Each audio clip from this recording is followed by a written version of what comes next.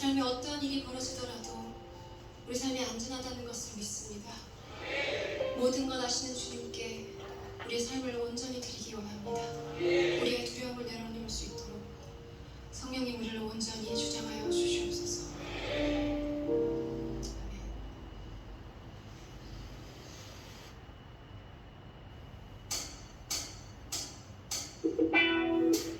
여러분, 온 열방이 주님 예배하는 그날 꿈꾸시고 기대하시죠? 우리 만국 공영 후에 할렐루야로 노래하겠습니다. 할레 할렐루 할레 할렐루 할레 할렐루야. 같이 해보실까요?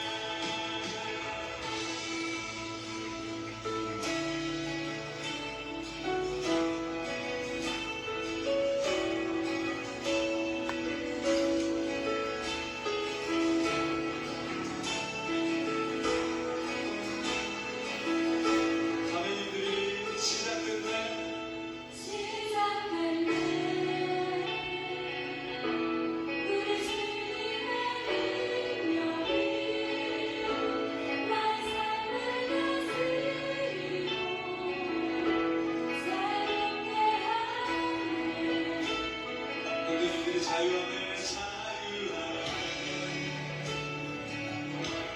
죄와 사망으로부터 나의 삶은 변화오나 충만함에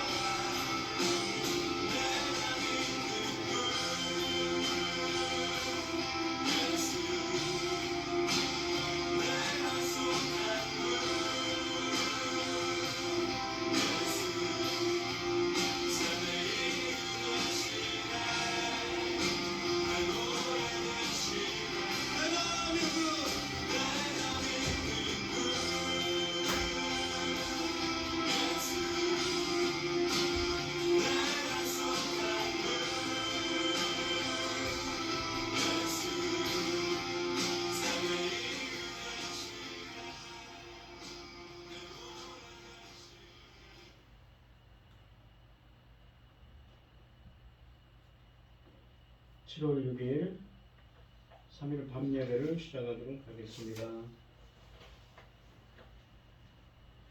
사도신경 하심으로 신앙 고백하시겠습니다. 전능하사 천지를 만드신 하나님 아버지를 내가 믿사오며 그 외아들 우리 주 예수 그리스도를 믿사오니 이는 성령으로 잉태하사 동정녀 마리아에게 나시고 본디오 빌라도에게 고난을 받으사 십자가에 못 박혀 죽으시고 장사한 지 사흘 만에 죽은 자 자 가운데서 다시 살아나시며 하늘에 오르사 전능하신 하나님 우편에 앉아 계시다가 저리로서 산자와 죽은 자를 심판하러 오시리라. 성령을 믿사오며 거룩한 공예와 성도가 서로 교통하는 것과 죄를 사하여 주시는 것과 몸이 다시 사는 것과 영원히 사는 것을 믿사옵나이다. 아멘. 찬송가 91장입니다.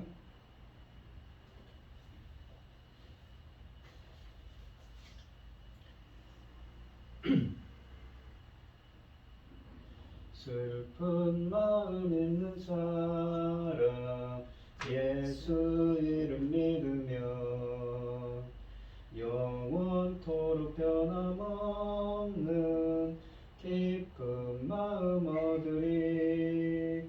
예수의 이름은 세상의 소망이요 예수의 이름은 천국의 기쁨일세. 거룩하신 주의 이름 너의 방패 삼으라. 환난 시험 당할 때에 주께 기도드려라. 예수의 이름은 세상의 소망이요 예수의 이름은 천국의 기쁨일세. 존귀하신 주의 이름 우리 기쁨 되도다. 주의 품에 안길 때에 기뻐 찬송 부르리. 예수의 이름은 세상의 소망이요 예수의 이름은 천국의 기쁨일세. 우리 갈 길 다간 후에 보좌 앞에 나가 왕의 왕께 경배하며 면류관을 드리리. 예수의 이름은 세상의 소망이요 예수의 이름은 천국의 기쁨일세. 아멘. 오늘 함께 하실 하나님의 말씀은 로마서 12장 9절로 21절 말씀입니다. 로마서 12장 9절로 21절입니다. 교독을 하도록 하겠습니다. 제가 먼저 읽겠습니다. 성경 봉독 후에 고현희 집사님 기도해 주시겠습니다. 사랑에는 거짓이 없나니 악을 미워하고 선에 속하라. 형제를 사랑하여 서로 우애하고 존경하기를 서로 먼저 하며 부지런하여 게으르지 말고 열심을 품고 주를 섬기라. 소망 중에 즐거워하며 환난 중에 참으며 기도에 항상 있으며 성도들의 쓸 것을 공급하며 손 대접하기를 힘쓰라. 너희를 박해하는 자를 축복하고 저주하지 말라. 즐거워하는 자들과 함께 즐거워하고 우는 자들과 함께 울라. 서로 마음을 같이하여 높은 데에 마음을 두지 말고 도리어 낮은 데에 처하며 스스로 지혜 있는 채 하지 말라. 아무에게도 악을 악으로 갚지 말고 모든 사람 앞에서 선한 일을 도모하라. 할 수 있거든 너희로서는 모든 사람과 더불어 화목하라. 내 사랑하는 자들아 너희가 친히 원수를 갚지 말고 하나님의 진노하심에 맡기라. 기록하였을 때 원수 갚는 것이 내게 있으니 내가 갚으리라고 주께서 말씀하시니라.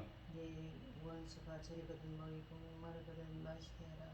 그리함으로 네가 숯불을 그 머리에 쌓아 놓으리라. 악에게 지지 말고 손으로 악을 이기라. 아멘. 기도해 주시겠습니까? 천지를 지으시고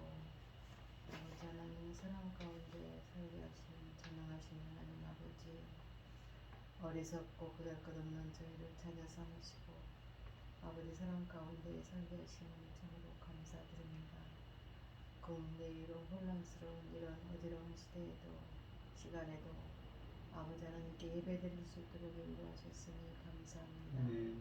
사랑의 하나님 아버지, 아버지께서 저희들에게 베푸신 사랑과 은혜를 날이 갈수록 더하고 귀합니다.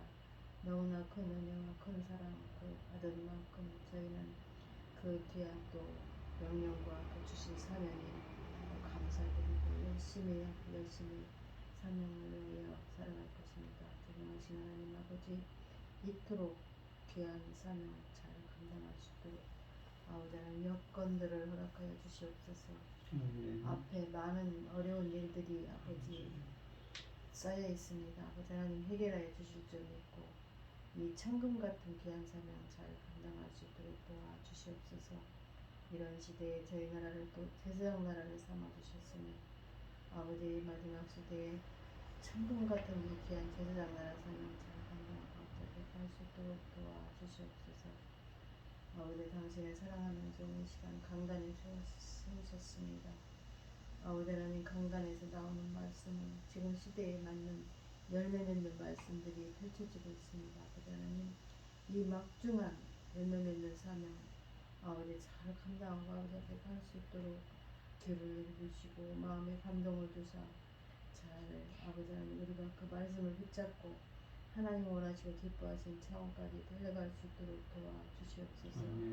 이 모든 말씀 억만 죄악 가운데서 저희를 구원해 주신 예수 그리스도 이름으로 구하옵나이다. 아멘. 오늘 본문 말씀의 제목은 선으로 악을 이기라입니다. 로마서 12장 말씀을 강의하고 있습니다. 지난 시간에 보시면 로마서 12장 1절에서 너희 몸을 하나님이 기뻐 받으실 산제물로 드리라, 너희들이 드릴 영적 예배니라 라고 되어 있는데, 오늘 본문 말씀은 이렇게 하나님의 은혜로 이렇게 재창조된 자들, 그러니까 하나님의 형상을 본받아서 다시 재창조된 자들이 로마서 8장 28, 29절에 있지요. 그렇게 하나님의 거룩하게 선제사를 드려지는 영적 예배를 드려진 자들이 어떠한 삶을 살아야 되는지 이 사도 바울을 통해서 주님께서 말씀하십니다. 하나님의 선하신 뜻을 분별하는 사람들은 예수님이 보이신 사랑의 삶을 살아야 합니다. 사랑은 그리스도의 몸된 교회가 감당해야 할 사명이며 공동체 안에서부터 실현되어 모든 사람에게 흘러가야 합니다.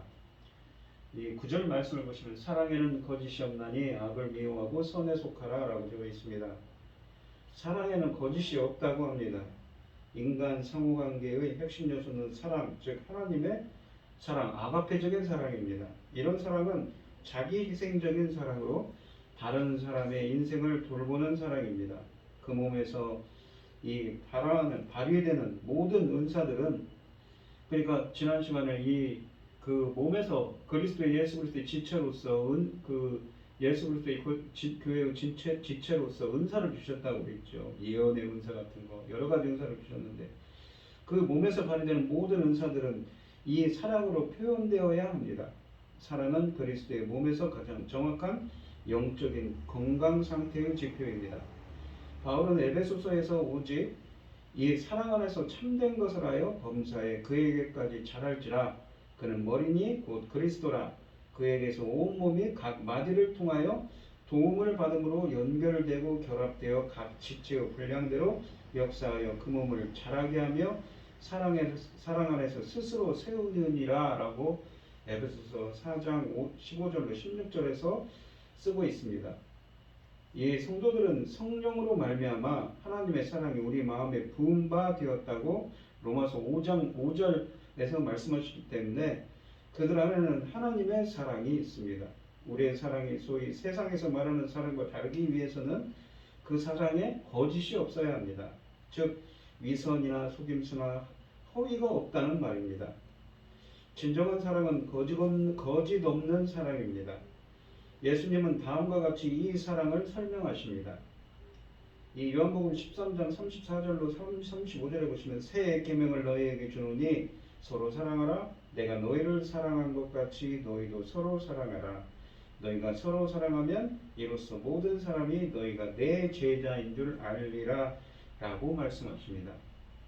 또한 이것은 거짓 없는 사랑이어야 되지요.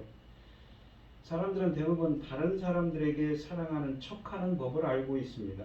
즉 친절하게 말하고 다른 사람의 감정을 상하게 하지 않고 그들에게 관심이 있는 척하는 법을 알고 있습니다.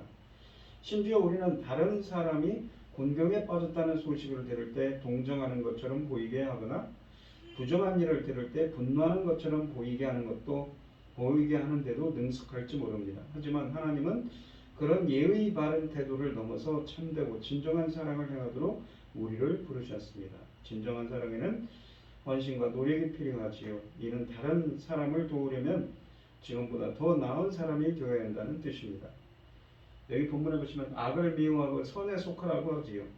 하반절에 보시면 여기 사용된 단어들은 분명하고 강력하며 첫 구절의 생각을 이어가고 있습니다. 이 구절을 전체로 다음과 같이 번역할 수도 있습니다. 당신의 사랑은 악을 미워하고 선에 속하는 거짓 없는 것이어야 합니다. 거짓 없는 사랑은 맹목적인 사랑이 아닙니다. 그것은 선과 악을 분별할 수 있는 사랑입니다. 성도들은 악을 미워해야 하지요. 이 원리는 또한 영적 은사들을 실천하는 것과 관련해서도 중요합니다. 성도들은 자신들의 은사 사용이 사랑 없음과 악한 동기나 태도, 행동으로 끝나지 않도록 늘 주의해야 한다는 것입니다. 이 참된 사랑은 어떤 정적인 정서가 아니고 악을 증오하고 선에 매진하는 능동적인 행위입니다. 신자들 중 많은 사람들은 기독교의 아가페적 사랑이 무조건적인 것으로 이해하려는 경향이 있습니다. 하지만 바울은 참된 사랑을 이 선악간에 아무런 방향도 없는 감성의 표현으로 생각하지 않습니다. 만일 사랑을 한다고 하면서 악을 묵인하거나 행하고 선을 행하기를 피하는 사람이 있다면 그는 진정한 의미의 사랑을 행하는 것이 아니라고 주님은 사도 바울을 통해서 말씀하십니다. 10절 말씀을 보시면 형제를 사랑하여 서로 우애하고 존경하기를 서로 먼저 하여 라고 되어 있습니다. 여기 보시면 형제를 사랑하여 라는 말은 헬라어로 필라델피아입니다. 이 말은 필로스, 그러니까 친구 간의, 형제 간의, 이 친구 간의 우정을 뜻하는 필로스와 아델포스의 합성을, 아델포스는 형제죠. 그러니까 형제 간의 사랑을 뜻하는 말입니다. 그리고 서로 우애한다는 것은 필로스톨기아라고 해서 또다시 이 필로스라는 말이 쓰였는데 부모님의 자녀 사랑을 뜻하는 말입니다. 그러니까 형제 간에 사랑하고 이 형제 간에 사랑하고 서로 우애한다는 말은 부모님 간에 또 사랑하는 거죠. 형제 간에 사랑하고 또 부모님이 자녀를 또 사랑하는 것을 의미하는 것이죠. 이 10절에 보면은 공동체에 대해서 상호 간에 실천해야 할 형제 사랑, 가족 간의 사랑과 애정을 다룹니다. 이것은 서로란 말이 두 번이나 반복되는 데서 나타납니다. 이 필라델피아라는 말은 형제 자매의 사랑을 가리키고 필로스톨기아라는 말은 부모님의 자녀 사랑을 지칭합니다. 본문에서 가족 간의 사랑을 지칭하는 용어들이 사용된 것은 그리스도인들을 하나님의 자녀들로 본 이 바울의 이해에 뿌리를 두고 있습니다. 우리가 로마서 8장에 보시면 나오지요. 성령으로 인도함을 받는 자는 하나님의 아들이고 하나님의 자녀라는 표현을 씁니다. 양자, 곧 하나님의 아들이 되는 신분에 들어갔다고 하지요. 로마서 8장 11절에는 예수 그리스도와 함께한 상속자라는 표현을 또 씁니다. 가족 간에, 그러니까 초대교회는 구성원들을 서로 또한 형제라고 불렀습니다. 따라서 이 로마의 기독교인들은 형제 사랑에 관해서는 서로 가족과 같은 끈끈한 사랑을 나타내 보여야 합니다. 그들은 또한 존경하기를 서로 먼저 해야 합니다. 이 역격 명사로 표현된 티메라는 말은 존경, 존중을 뜻합니다. 바울이 말하는 존경은 존경하기를 서로 먼저 함이라고 하는데 바울이 말하는 존경은 사람의 내면적 성품 또는 사회적 신분과 부에 대한 인간적 평가에 의존하는 존경이 아닙니다. 진정한 참된 존경은 그리스도 안에서 하나님의 한 가족이 되었기 때문에 나타내야 하는 덕목이라는 것입니다. 그런데 바울은 서로 존경하기를 먼저 하라고 권면합니다. 바울은 존경이란 용어를 고린도전서 12장 23절로 24절에서 사용한 바 있고, 이것은 앞서 언급된 이 몸의 비유를 반영한 것입니다. 몸에는 존경스러운 지체들도 있고 그렇지 못한 지체들도 있듯이, 공동체에는 보다 귀한 은사적인 기능들을 가진 지체도 있고 그렇지 못한 지체들도 존재한다는 것입니다. 하지만 모든 지체들이 사랑 안에서 서로를 먼저 귀하게 여길 때 한 몸을 이룰 수 있다고 표현합니다. 어떤 은사들 간에 이 사랑 안에서 사용되어야 하며, 자신을 높이는 태도보다 하나님의 은혜를 다른 사람에게 전하는 섬김의 태도를 가져야 합니다. 비록 은사와 관련한 권면이 아니라고 할지라도 공동체 생활에서 중요한 것은 서로가 그리스도 안에서 하나님의 한 가족이 되었기 때문에 서로를 존경할 만한 형제 자매로 인정하는 마음입니다. 11절에 보시면 이 부지런하여 게으르지 말고 열심을 품고 주를 섬기라고 말합니다. 이 11절은 세 가지 권면들을 서로 연결하여 이 원문으로 직역하여 말하면, 부지런함에 있어서 게으르지 말고 이 성령으로 불타며 주를 섬기라고 해석할 수가 있습니다. 여기 보시면 첫 번째 권면에서 오크네로스라는 말을 씁니다. 이 말은 이 나태함, 피곤함, 두려움, 소심함 때문에 주저하는 태도를 말합니다. 게으르다는 말을 이렇게 번역을 했죠. 스푸데라는 말은 열심, 진지, 부지런함을 뜻합니다. 특히 종교적인 일에 열심을 품는 일에 자주 쓰입니다. 유대인들은 하나님 율법 또는 조상의 전통에 대한 남다른 종교적인 열심을 나타낸 자들이었지만, 그들의 열심은 올바른 지식에 대한 좋은 열심이 아니었습니다. 이 기독교인들이 품어야 할 열심은 유대인들의 종교적 헌신에 나타난 냉혹하고 공격적인 열심이 아니라, 그러니까 이 열심은 무엇입니까? 이 부지런하라는 말입니다. 사실은 그것은 마음을 새롭게 함으로 변화를 받아 하나님의 뜻이 무엇인가 분별할 줄 아는 깨달은 열심과 부지런함이라는 것이죠. 두 번째 보면은 한글 성경에서 열심을 품고라고 되어 있지만, 사실은 열심을 품는다는 말은 원문으로는 성령, 푸뉴마라는 말을 들어갑니다. 푸뉴마로 불타는, 성령으로 불타는 심령을 가지라는 말입니다. 근데 해석상 두 가지 문제가 존재합니다. 왜냐하면 이 푸뉴마가 하나님의 성령을 뜻하기도 하지만 인간에게 쓰이면 인간의 영혼을 쓰이기도 하기 때문인 것이지요. 그렇다면 여기서 푸뉴마는 신자의 영혼을 가리킬까요? 아니면 성령을 가리키는 것일까요? 또한 이 불탄다라는 이 제오라는 이 기본적인 동사의 기본적 의미는 끓어오르다입니다. 따라서 이 벌겋게 달아오른 쇠우 경우처럼 자연히 뜨거워진 또는 열기란 개념이 덧붙여졌습니다. 그렇다면 이 본문의 영은 누구의 영을 가리키는가요? 이 본문은 성령과 인간의 영혼을 둘 다 염두에 둔다고 볼 수가 있습니다. 바울은 신자의 영적이며 정서적인 차원을 성령의 사역과 연결시키는 데 관심을 가진 것이지요. 성도들은 불붙는 심령을 품어야 하며, 그들의 그러한 심령을 품을 수 있는 것은 성령의 깊은 감 아래 있을 때뿐입니다. 그들은 자신을 성령에 개방하여 성령께서 역사해 주셔서 자신의 심령이 성령으로 불붙도록, 그렇게 끓어오르도록 해야 한다는 것이지요. 이 세 번째 보면은 주를 섬기라 라고 되어 있습니다. 섬기다라는 말은 둘로입니다. 둘로스라고 종이라는 말의 동사형이지요. 성도들은 전에 죄의 지배 아래 종노릇하던 자들이었지만, 로마서 6장 22절에 있는 말씀처럼 이제는 그리스도 안에서 죄에서 해방되어 하나님께 종이 되었습니다. 따라서 그들은 율법 아래서 섬기지 않고 성령 아래서 섬깁니다.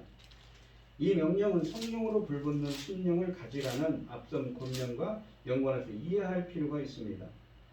성도들은 성령으로 불타는 불붙는 심령을 품어야 하지만, 그들의 열정은 주를 섬기는 대로 향해야 한다는 것이지요. 그 열정을 가지고 주를 섬겨야 한다는 말입니다.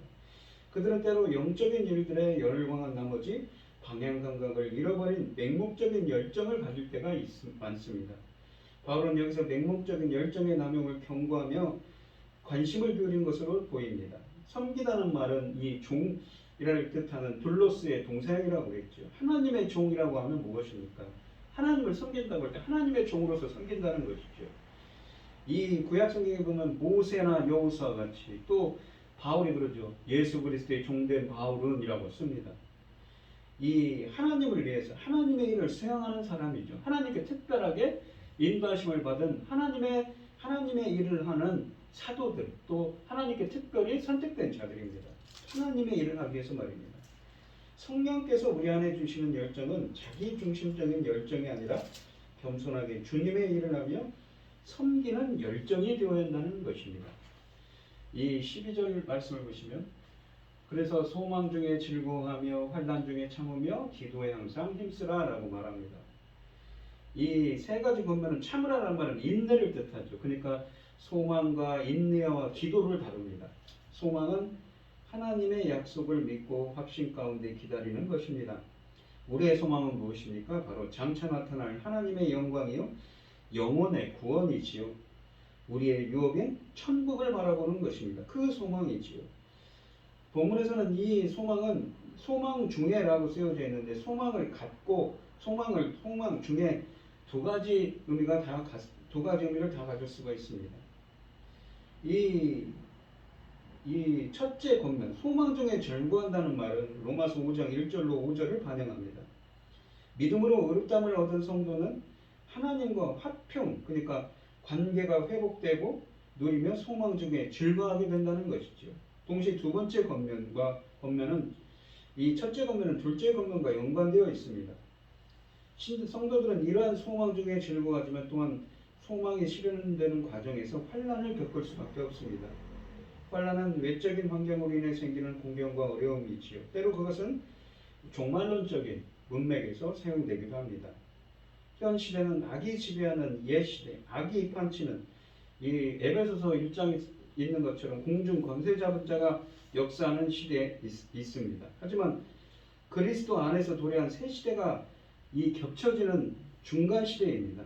성도는 한편에서 소망 중에서 즐거워하지만 다른 한편으로는 악한 세력들이 판치는 현 세대 속에서 여러 환난을 당하는 자입니다. 하지만 환난 중에서 인내할 수 있는 것은 하나님의 약속의 뿌리를 낸 소망이 있기 때문인 것이죠. 그리고 그 소망 중에서 즐거워할 수 있기 때문인 것입니다. 신약성경에서 인내는 단지 마지못해 참는 수동적인 태도가 아닙니다. 고난에 대한 긍정적인 태도를 함축합니다. 성도는 소망을 끝까지 붙들면 그로 인해 구원을 얻게 될 것이라고 로마서 8장 24절에 말씀하십니다. 소망 중에서 즐거워하고 환난 중에 참을 수 있는 신자의 능력은 또한 기도에 항상 힘쓰는 태도에 달려있다고 말씀하십니다. 힘쓰다라는 말은 원래 꽉 붙잡다, 끈질기게 지속하다, 견인하다는 뜻입니다. 기도는 악한 현 세대와 오는 새 시대 사이를 살아가는 그리스도인들에게 필수적인 것입니다.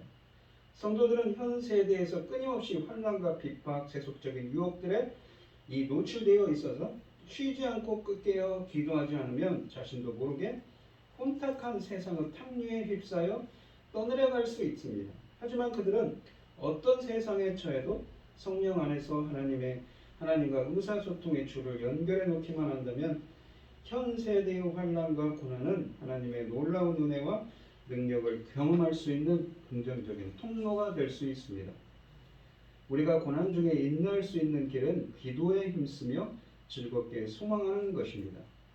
환난이 우리의 길을 가로막을 때 우리의 유일한 기쁨은 하나님의 계획이 장차 환히 드러날 것을 소망하는 일일 것입니다. 13절 말씀을 보시면 성도들의 쓸 것을 공급하며 손 대접하기를 힘쓰라 라고 되어 있습니다. 이 공급한다 이 말이 헬라어로 코이노네움입니다. 우리가 코이노니아 하면 교제를 뜻하죠. 코이노네움 하면 교제하다 또는 이 남과 무엇인가를 물건을 나누다는 말입니다. 또한 손 대접한다 라는 표현은 무엇이냐면 필로네시아라는 헬라어인데 필로스 그러니까 친구를 크세노스 이방인에 대한 이방인에게 대해서 이웃 사랑을 베푼다는 것이죠. 필로스 이웃에게 대한 사랑, 형제 사랑을 베푼다는 것입니다. 9절부터 12절에 등장하는 일련의 권면들은 이 구체적인 사랑의 실천을 호소하는 요청으로 13절에서 결론에 도달합니다. 성도들의 필요들을 채워주고 대접하기를 힘쓰라는 권면은 10절의 교훈을 반영한 것입니다. 첫 번째 본면에서 바울은 신약에서 매우 친숙한 공급하라, 그러니까 코이노네오라는 용어를 사용합니다. 이 용어는 본래 코이노니아라는 이 교제를 뜻하는 단어에서 파생된 동사입니다. 그것은 성도들 간에 교제하고 성도들의 필요에 참여하라는 뜻입니다. 본문이 말하는 성도들의 필요들은 물질적인 것도 있죠. 또한 옷도 있고 숙식 등과 같은 것들을 지칭하는 것입니다. 바울은 예루살렘의 가난한 성도들을 위해 구제헌금을 수집하는 일을 성도를 섬기는 일에 참여함이라고 고린도후서 8장 4절을 묘사했습니다. 바울은 그리스도께서 우리를 위해 짐을 짊어지심으로써 그리스도의 율법을 성취하신 것처럼 신자들도 서로의 짐을 대신 짊어지라고 권면합니다. 짐이란 표현은 본문이 언급한 필요보다 훨씬 폭넓은 개념이긴 하지만 물질적인 부담들도 포함하는 것이지요. 그렇게 서로 나누라는 것입니다. 사랑을 실천하는 또 다른 측면은 손대접하기를 힘쓰는 것입니다. 우리가 손대접한다는 말은 아까도 설명드렸듯이 필로네시아라는 헬라어인데 이것은 이방인을, 외국인을 친절히 접대한다는 뜻입니다. 히브리서 13장 2절에 한 번 더 등장하는 말인데 나그네를 접대하는 것은 우리가 구약 성경에서 종교적인 경건 실천의 표현이었습니다. 신약 성경도 또한 다른 사람들을 대접할 것을 자주 권면하지요. 특별히 바울은 단순한 대접 정도가 아니라 그것을 힘쓰라고 권면합니다. 이것은 친절한 대접이 자신의 신앙생활의 습관이 되도록 하라는 것이지요. 지속적으로 현재형을 헬라어에서 현재형은 계속 지속적인 진행을 뜻합니다. 간헐적인 대접이 아니라 그것을 지속적으로 실천하는 것이야말로 참된 그리스도인의 경건에 속한다는 것입니다. 14절에 보시면 너희를 박해하는 자를 축복하라, 축복하고 저주하지 말라라고 되어 있습니다. 너희를 박해하는 자를 축복하라, 축복하고 저주하지 말라. 본절에서 주제가 공동체에 대해 관계를 다루다가 이 성도와 세상 사람들의 관계를 다루는 쪽으로 전환됩니다. 이 구절에서 앞에 구절에서 이 권면이 후속되는 전체 권면의 표제의 역할을 한다고 그랬죠. 그렇다면 핍박하는 자들을 축복하는 것은 무엇입니까? 거짓 없는, 구절 말씀에 있는 것처럼 거짓 없는 참된 사랑을 표현하는 것이라고 할 수 있습니다. 구약에서 다른 사람을 축복하는 것은 무엇입니까? 신의 은총과 호의를 베풀어 달라고 하나님께 비는 것입니다.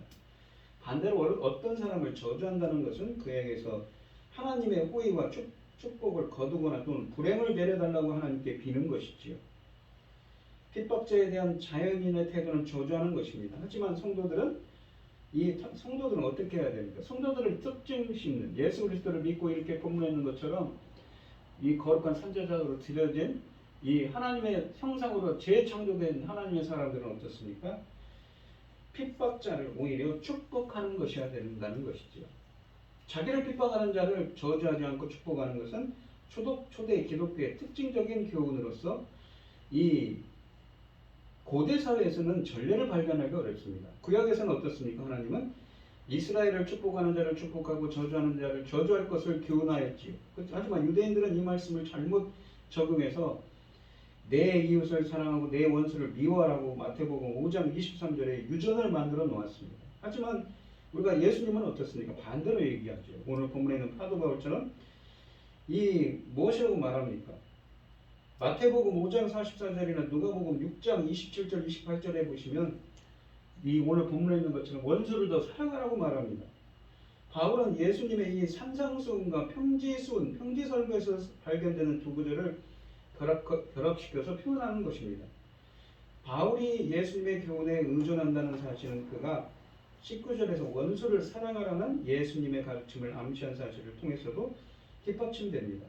로마의 기독교인들이 이 당시에 어떤 특정한 형태의 핍박을 당했는지는 분명치 않습니다. 바울은 초대교회 권면 자료에서 끌어온 일반적인 권면을 로마의 기독교인들에게 전달한 것일 수 있습니다. 이 15절 말씀을 보시면 즐거워하는 자들과 함께 즐거워하고 우는 자들과 함께 울라 라고 되어 있습니다. 이 15, 16절에서는 본절에서 주제가 15절과 16절은 주제가 다시 공동체 내의 관계를 다루는 쪽으로 옮겨갑니다. 공동체의 구성원들이 기쁨과 슬픔을 함께 나누는 것은 거짓이 없는 참된 사랑을 나타내는 것일 뿐 아니라 한 몸을 구성하는 지체들로서의 당연한 것입니다. 특히 본문의 권면이 몸의 비유와 밀접한 연관을 갖는다는 사실은 고린도전서 12장 26절에도 잘 나타납니다. 만일 한 지체가 고통을 당하면 모든 지체도 함께 고통을 받고 한 지체가 영광을 얻으면 모든 지체도 함께 즐거워하느니라. 이것은 바울이 여기서 그리스도의 몸의 지체들 간의 친밀한 상호 관계에 관하여 권면하고 있음을 시사합니다. 하지만 바울의 권면은 좀 더 폭넓게 적용될 여지도 있습니다. 따라서 어떤 학자들은 본문을 공동체 밖의 사회 구성원들에게도 확대 적용될 수 있는 권면으로 간주하려고도 합니다. 예수께서 가난한 자들에 대한 구제를 손수 실천하신 것은 분명합니다. 바울도 착한 일을 할 때 믿음의 가정만 아니라 모든 이에게 하라고 권면한 바 있습니다. 때문에 본문의 권면도 세상 사람들에게 확대 적용될 수 있는 여지가 남아있지요. 진정한 사랑은 교회 안에 머물러 있는 분파적인 사랑은 아니라는 것입니다. 성숙한 성도라면 동료 기독교인들이나 세상 사람들이 기뻐할 때 시기심과 냉소를 나타내지 않고 진심으로 함께 기뻐할 수 있는 사람이라는 것입니다. 마찬가지로 성숙한 성도라면 공동체의 지체들이나 세상 사람들이 슬픔을 당할 때 그들의 슬픔을 자신의 것이 되도록 동정심을 갖는 자라는 의미도 갖고 있습니다. 바울은 성도가 일상생활에서 기쁨과 슬픔을 나타내는 것을 이상하게 생각하지 않았습니다. 예수님도 사랑하는 나사로의 죽음 앞에서 슬픔의 눈물을 흘리기도 하셨고 때로 외로움과 고독을 표현하기도 했습니다. 이웃과 함께 기쁨과 슬픔을 공유하는 것은 성숙한 그리스도인이 취해야 할 태도입니다. 16절에 보시면 서로 마음을 같이하여 높은 데 마음을 두지 말고 도리어 낮은 데 처하며 스스로 지혜 있는 채 하지 말라. 이 15, 16절 두 구절을 내면적으로 서로 연관된 것으로 보는 것이 마땅합니다. 왜냐하면 기쁨과 슬픔을 나누는 것은 서로 마음을 같이 하는 데서 생기기 때문입니다. 바울은 본문에서 성 공동체 구성원들 간의 상호 관계에 대해 권면합니다. 바울의 첫 번째 권면은 다른 서신에서 공동체 구성원들 간의 일치된 생각을 하라고 호소할 때 자주 등장합니다. 서로라는 문구는 그리스도인들이 다른 공동체 구성원에 대해서 동일한 태도를 나타내야 한다는 바울의 의도를 드러내줍니다. 그들이 어떤 사회적, 인종적, 경제적 위치에 있든지 간에 서로를 그리스도 안에서 같은 형제자매요 동일한 몸의 지체라는 생각으로 대해야만 합니다. 바울이 권면하는 요점은 그들이 모든 이슈마다 똑같은 생각을 하라는 것이 아닙니다. 오히려 그의 강조점은 서로를 다 같은 하나님의 자녀로 생각하고 서로 존중하고 사랑하는 태도를 가지라는 데 있습니다. 서로를 향하여 같은 생각을 품지 못하도록 만드는 가장 큰 장애물은 무엇입니까? 바로 교만이지요. 높은 데 마음을 두는 자만, 교만의 태도입니다. 이 셀라라는 이 명사는 무엇이냐면 높은 자리를 지칭합니다. 만일 이런 뜻을 취하게 되면 바울은 로마 기독교인들에게 서로 높은 자리에 서려고 하지 말라고 권면하는 셈이 됩니다. 하지만 그것은 생각하다는 동사의 목적이기 때문에 자신을 너무 높게 생각하는 태도를 지칭합니다. 자신을 너무 높게 생각하는 사람은 교회 내에서 일이 생길 때마다 항상 자신만이 옳다고 그릇된 생각을 품기 마련입니다. 그런 생각이 강해서 공동체 구성원들 간의 화목과 일치를 이루는데 저해가 되곤 한다는 것이지요. 교만한 태도를 방지하는 좋은 처방은 무엇입니까? 낮은 데 처하는 자세를 갖는 것입니다. 구약에서 하나님은 겸손한 자를 택하고 사랑하는 분으로 묘사합니다. 그리스도인은 이 무엇입니까? 마음이 온유하고 겸손한 예수님 그 겸손하라는 마태복음 11장 28절에 예수님을 본받아 이 겸손한 삶의 태도를 드러내야 하는 것이지요. 세 번째 본문에서 스스로 지혜 있는 채 하지 말라고 하십니다. 모든 그리스도인은 매사에 하나님의 뜻을 분별하여 지혜롭게 생각할 줄 아는 사람입니다. 하지만 바울은 스스로 지혜 있다고 생각하는 태도를 경고합니다. 자신의 관점에서 스스로 지혜롭다고 평가하는 행동을 하지 말라는 것이지. 성숙한 그리스도인은 하나님의 관점에서 자신을 평가하는 사람이지 자신의 주관적인 관점에서 자신을 평가하는 사람이 아니라는 것입니다. 그가 하나님의 구원 비밀을 로마의 이방 독자들에게 그러니까 알려준 것은 그들 스스로 지혜 있다함을 면하기 위한 것이기 때문입니다. 사람이 자신에 대한 올바른 이해를 갖는 것은 성령이 주시는 은총의 선물이지요. 그래서 죄에 붙들려 있는 인간은 자신을 평가할 때도 너무 높게 생각하든지 아니면 자학적으로 평가하는 경향이 있습니다. 성도는 한편으로 자신이 하나님의 형상을 지닌 존귀한 존재라는 것을 인식해야 하면서도 동시에 그는 자신이 하나님 앞에서 죄인이고 피조물에 불과하다는 겸손한 생각을 가져야 한다는 것입니다. 17절에 보시면 아무에게도 악을 악으로 갚지 말고 모든 사람 앞에서 선한 일을 도모하라고 합니다. 이 공동체 생활에 대해 권면한 후에 다시 신자와 세상 사람들의 관계에 대해 권면하기 시작합니다. 진정한 사랑은 공동체 구성원들에 대해서만 아니라 세상 사람들에 대해서도 베풀어야 하는 포괄적인 의미를 가집니다.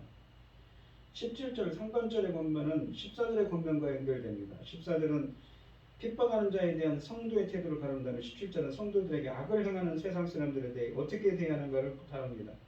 악을 악으로 갚는 것은 구약의 보복법에 나오는 말이죠. 하지만 악을 선으로 갚는 것은 예수님께서 하시는 말씀들입니다. 바울은 본문에서 예수님의 이러한 교훈에 의존하고 있음이 분명합니다. 악을 선으로 갚는 것은 또한 초대교회의 중요한 권면이기도 했습니다.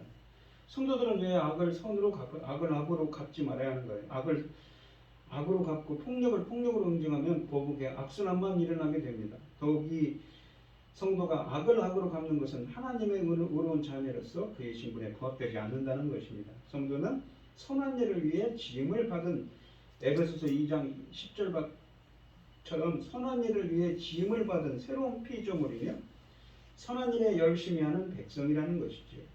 하나님의 기뻐하신 뜻을 행하도록 했다는 것입니다. 악을 악으로 대답하면서 성도의 신분을 유지하는 길은 존재하지 않습니다. 본문이 14절의 본문과 연결되어 있다면 보복 금지 명령은 핍박하는 자를 저주하지 말라는 바울의 경고와 괴를 같이 합니다. 자신을 미워하는 자를 저주하는 행위도 악으로 갚는 보복 행위에 속합니다. 악행하는 자에 대한 심판 권한은 성도의 것이 아니라 하나님의 것이라고 19절에 말씀하십니다. 이 모든 사람 앞에서 선한 일을 도모하라고 합니다. 도모하다는 말은 먼저 생각하고 고려하라는 말입니다. 생각하라는 말이죠. 계획하라는 말입니다. 바울이 그것을 사용한 것은 이 헬라어는 성도가 다른 사람의 생각을 미리 살필 필요가 있다는 점을 강조하고 있는 것이지요. 18절에 보시면 할 수 있거든 너희로서는 모든 사람과 더불어 화목하라고 합니다. 화목하라는 것은 에이덴, 관계가 회복된 것이지요. 모든 사람에게라는 것은 이 선하시고 이 모든 사람에게 선하다고 시인한 얘기를 한다는 것은 그들 모두의 평화스럽고 우정어린 관계를 맺을 수 있는 최선의 길입니다.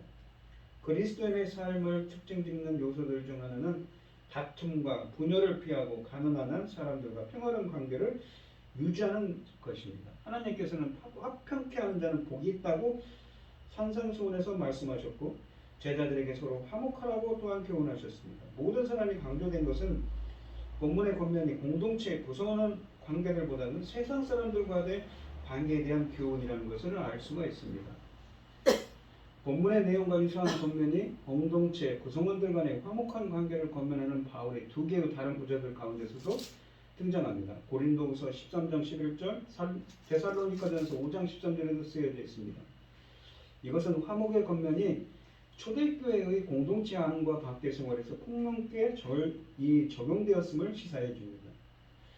그러니까 예수님을 믿지 않는 이웃들과 평화롭게 산다는 것은 그런데 그리스도인들이 노력한다고 만드는 것은 아닙니다. 세상 사람들과 갈등 가운데 있는데 어떻게 그렇게 할 수 있는가요?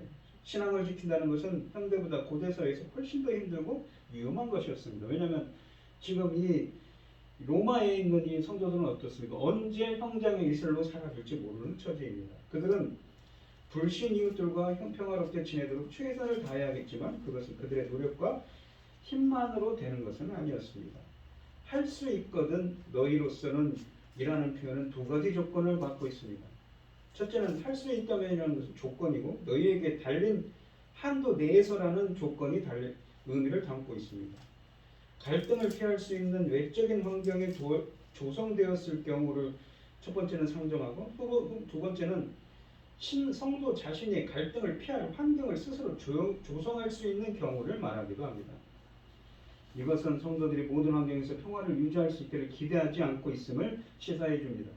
그러니까 할 수 있는 한대로 네가 할 수 있는 그 능력 한도 내에서 하라는 것이죠. 감당할 수 있는 비현실적인 이상을 강요하고 있지 않다는 것입니다. 평화로운 삶을 위해 신앙마저 타협할 것을 기대하고 있는 것이 아니라는 것입니다. 복음은 사람과 사람들 사이를 화목하게 하고 죄인들과 하나님을 화목해 하는 화목의 메시지입니다. 그리스도인은 성도들에게 화목하게 하는 직분을 주셨습니다. 하지만 복음은 동시에 세상의 죄를 고백하고 하나님의 심판 아래에 있는 그들의 상황을 선포하는 메시지이기 때문에 그리스도께서는 제자들이 세상에 미움을 받고 핍박을 당하게 될 것을 알고 계셨습니다. 모든 사람과 평화롭게 살라는 이 바울의 권면은 이런 면에서 복음 전도의 필요성과 신앙의 진정성을 해치지 않는 범위에서 교훈된 제한된 권면이라고 할 수 있는 것입니다. 복음의 이러한 양면적 성격은 세상을 살아가는 그리스도인의 삶을 규정하고 있습니다. 19절에 보시면 내 사랑하는 자들아 너희는 친히 원수를 갚지 말고 하나님의 진노하심에 맡겨. 기록하였을 때 원수 갚는 것이 내게 있으니 누구에 있어요? 하나님께서 하신다는 거죠. 내가 갚으리라고 주께서 말씀하십니다. 이 앞선 두 구절은 그리스도인들이 세상과 어떻게 긍정적인 관계를 쌓고 살 것인가를 교훈한다면 이 19절은 불신자들이 그리스도인들에게 가하는 박해를 어떻게 대응해야 하는가 교훈합니다. 바울은 1절에서 하나님의 자비에 호소했다면 여기서는 형제의 사랑에 호소합니다. 친히 원수를 갚지 말라는 권면은 악을 악으로 갚지 말라는 17절의 말씀에서 한 걸음 더 진전한 것입니다. 원수를 갚는 것은 단순한 악행보다 더 심각한 상해를 입히는 보복을 뜻합니다. 이 바울 당대의 초대교회 그리스도인들은 적대적인 주변 사회로부터 다양한 박해를 받았습니다. 그들도 인간이기 때문에 이웃들로부터 가해를 당할 때 그들에게 동일한 악을 행하며 보복하고 싶은 유혹을 받았을 것입니다. 그런 바울도 이러한 것을 충분히 알고 있었기 때문에 로마의 기독교인들이 하나님의 사랑받는 자녀들이라는 사실을 상기시킵니다. 원수를 갚는 보복행위는 하나님의 사랑을 받을 자격이 없음에도 불구하고 그의 한없는 사랑을 입은 성도의 신분에 부합되지 않는다는 것입니다. 이 진노하심에 맡기라 라는 것은 이 직역하면 무엇이냐면 진노하심의 자리를 내주라는 말입니다. 이 본문에 인용된 신명기 32장 35절의 내용을 살펴보면 바울이 하나님의 진노를 염두에 두고 있음이 분명합니다. 원수 갚는 것이 내게 있으니 내가 갚으리라. 신명기 본문은 악한 사람들에게 공의를 집행하는 것이 사람의 몫이 아니라 하나님의 권한에 속해 있음을 말해줍니다. 참된 신앙은 하나님께서 의로우신 심판자이심을 믿고 그에게 보응과 심판을 맡기는 것입니다. 참 불신앙의 본질은 인간이 하나님의 자리에 앉아 만사를 자신의 손 안에서 통제하려는 것이지요. 자신이 마치 왕인 것처럼 행동하는 것입니다. 악을 또 다른 악으로 갚으면서 선한 기독교인으로 남아있을 수 없습니다. 자신이 당한 만큼 보복을 행하기 위해서는 가해자만큼 신자도 악해져야 하는데 그런 행위는 성도들의 소명과 부합할 수가 없다는 것입니다. 성도는 결국 마귀의 올문에 빠지게 되고 말 것입니다. 따라서 성도는 자신이 당한 억울함을 하나님의 공의로운 손길에 맡게 하는 것이지요. 20절에 보시면 내 원수가 줄이거든 먹이고 오히려 목마르거든 마시게 하라. 그리함으로 네가 숯불을 그 머리에 얹으리라. 이 잠언 25장 21절로 22절의 그 70인역으로 번역된 본문을 거의 그대로 인용한 본문입니다. 바울이 이 잠언에 주목한 것은 그것이 원수를 사랑하라는 예수님의 고문, 마태복음 5장 43절의 말씀에 부합하기 때문일 것입니다. 원수에게 먹고 마실 것을 주는 행위는 참된 사랑의 표현입니다. 본문에서 언급된 이 음식과 음료는 아마도 모든 종류의 선행을 상징하는 것으로 보여집니다. 본문을 해석할 때 이 가장 어려운 부분은 적극적인 선행을 명령하는 이유 진술에 나타납니다. 원수에게 적극적인 선을 행함으로 성도는 숯불을 그 머리에 쌓아놓게 될 것입니다. 구약에서 숯이라는 것은 불이라든가 숯이라는 것은 무엇입니까? 바로 하나님의 두려우신 심판, 두려운 임재를 뜻하는 말입니다. 특별히 하나님의 심판을 지칭합니다. 만일 이런 의미가 본문의 배경을 이룬다고 볼다면 원수에게 먹을 것과 마실 것을 제공하는 성도의 적극적인 선행은 역설적이긴 하지만 만일 그런 행동이 회개로 인도하지 않는다면 하나님 앞에서 원수의 죄를 가중시켜 결국 심판에 이르게 만드는 수단이 될 수 있다는 뜻을 담고 있는 본문입니다. 바울은 원수의 죄를 더 가중시킬 목적으로 그에게 적극적인 선을 행하라고 권면하고 있지는 않습니다. 그는 단지 성도의 선언이 그러한 결과를 초래할 수 있다는 것을 말할 뿐입니다. 이 19절과 20절의 이 대조는 하나님의 심판 행위에 있지 않고 신자들의 행위 중에서 발견됩니다. 19절은 성도가 보복하지 말라고 명령하고 있고 20절은 그들이 원수에게 선을 행하라고 명령합니다. 이 성경을 비평하는 이 비평가들 중에는 잘못 해석하는 자들은 하나님께서 원수에게 언젠가 보응하실 것이라고 기대하면서 어떻게 성도가 동시에 그렇게 적극적인 선을 행할 수 있는가라고 비평합니다. 하지만 하나님의 공의로운 심판의 약속을 믿는다고 해서 성도가 원수에게 적극적인 선을 행할 필요가 없는 것은 아닙니다. 성도는 신원하시고 보응하시는 하나님을 굳게 믿지만 그는 원수에게도 선을 행함으로써 하나님의 선한 자녀로서 자신의 신분에 일치하는 삶을 살아야 할 의무를 지닌다는 것을 담고 있는 본문인 것이지요. 하나님께서 모든 악행을 바로 잡으시리라는 것을 알고 있기 때문에 스스로 보복하는 길을 택하지 않고 오히려 자신의 신분에 걸맞게 자유롭게 선을 행하라는 말씀인 것입니다. 이런 의미에서 숯불을 쌓는 것은 성도의 보복 행위가 아니라 성도의 선행이 초래하는 결과가 되는 것이지요. 21절에 보시면 악의 세계에 지지 말고 선으로 악을 이기라. 바울은 이제 마지막 일반적인 호소를 통해 앞선 이 모든 권면을 요약합니다. 본문에 등장하는 악은 9절과 17절의 본문에서 이미 등장한 바 있습니다. 진실한 사랑은 악을 증오하고 선을 붙드는 것입니다. 악을 악으로 갖지 않고 모든 사람에게 인정하는 선한 일을 도모하는 것이라고 17절에 말씀하십니다. 그리스도인들은 무엇보다도 악에게 지지 말아야 합니다. 악에게 지지 말아야 한다고 말합니다. 악에 의해 지배당하지 말아라는 말입니다. 헬라어로는 현재 시대는 악에 의해 지배당하지 않도록 지속적으로 저항하려는 의미를 담고 있습니다. 그리스도인이 악한 세상의 압력에 굴복하여 하나님의 자녀로서 변화된 모습을 견지하지 못하고 손쉬운 타협의 길을 걷게 되면 악은 곧바로 신자를 지배하게 된다는 것이지요. 그래서 싸워야 된다는 것입니다. 진실한 사랑은 악과 타협하는 태도가 아니라 악을 증오하고 선한 일에 매달리는 삶에서 나타납니다. 극복해야 할 이 악은 성도 속에 내재한 악이 아니라 그를 핍박하는 원수들의 악입니다. 그러니까 진실한 9절 말씀에 있는 것처럼 진실한 사랑이 무엇입니까? 하고 악과 타협하지 않는 것이죠. 선한 삶인 것입니다. 성도는 모든 사람의 행하는 악이 자신을 지배하지 못하도록 해야 하는 것이죠. 만일 성도가 다른 사람들의 악행에 자극을 받아 그들과 동일한 악을 행하게 된다면 그는 곧바로 악의 먹이가 될 것입니다. 악을 이기는 길은 더 큰 악을 행하는 것이 아니라 적극적인 선을 행하는 것이죠. 그래서 선으로 악을 이기라고 하는 것입니다. 하나님의 뜻에 우리가 순종하여 악을 선으로 갚고 원수에게 먹을 것과 마실 것을 베풀기 때문에 성도는 이 원수들의 불타는 적개심과 악행을 잠재우고 하나님의 영광을 드러내는 도구가 될 것입니다. 악을 손으로 갚는 참된 사랑만이 원수를 회개하게 만들고 하나님의 영광을 드러나게 만든다는 것입니다. 이것이 하나님께서 각 성도를 부르신 거룩한 소명이 된다고 본문에서는 말씀하십니다. 오늘 본문 말씀을 보시면 이렇습니다.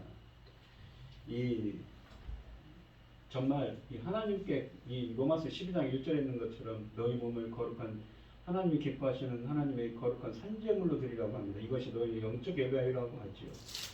하나님의 아들로서 하나님의 자녀로서 그렇게 창조된 하나님께 한자사를 드려진 자들은 어떤 삶을 살아야 됩니까?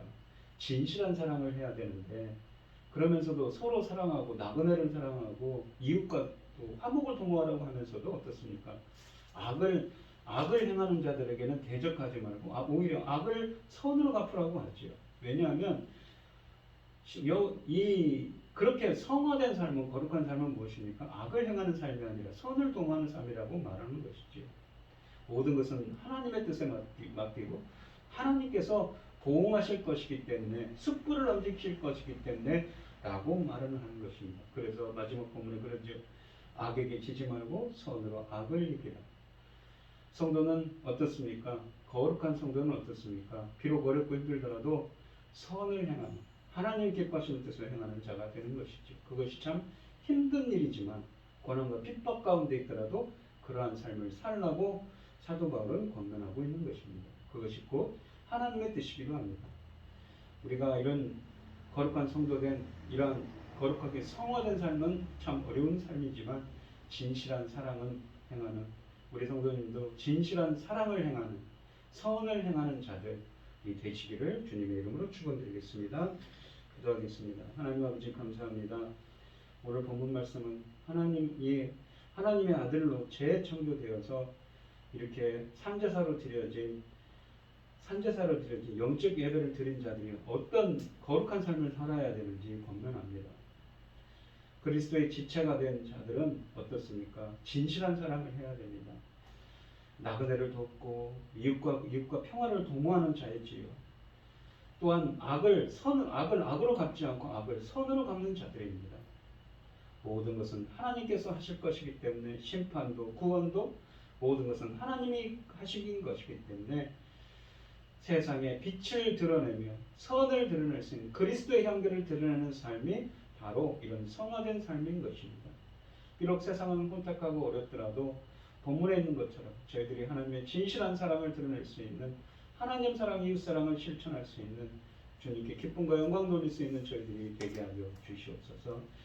이 모든 말씀 거룩하신 예수 그리스도 이름으로 기도드리옵나이다. 아멘. 찬송가 461장입니다. 축도를 하시고 오늘 예배를 마치도록 하겠습니다. 찬송가 461장 3절로 4절만 하시겠습니다. 걱정 근심 모든 그늘 너를 둘러 덮을 때 주께 내 영 맡기겠나 최우승이 믿으며 우리의 심령 주의 것이니 당신의 영상 만드소서. 주 인도 따라 살아갈 동안 사랑과 충성을 바치오리다.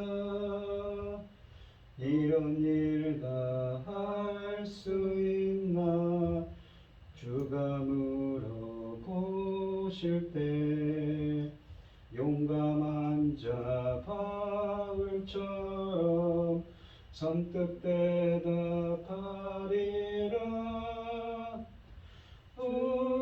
우리의 심령 주의 것이니 당신의 형상 만드소서. 주 인도 따라 살아갈 동안 사랑과 충성을 바치오리다. 아멘. 이제는 주 예수 그리스도의 은혜와 하나님의 극진하신 사랑과 성령의 교통하심이 진실한 사랑을 실천하기를 소원하는 성도들 머리 위에 이제로부터 영원히 함께 있을지어다. 아멘.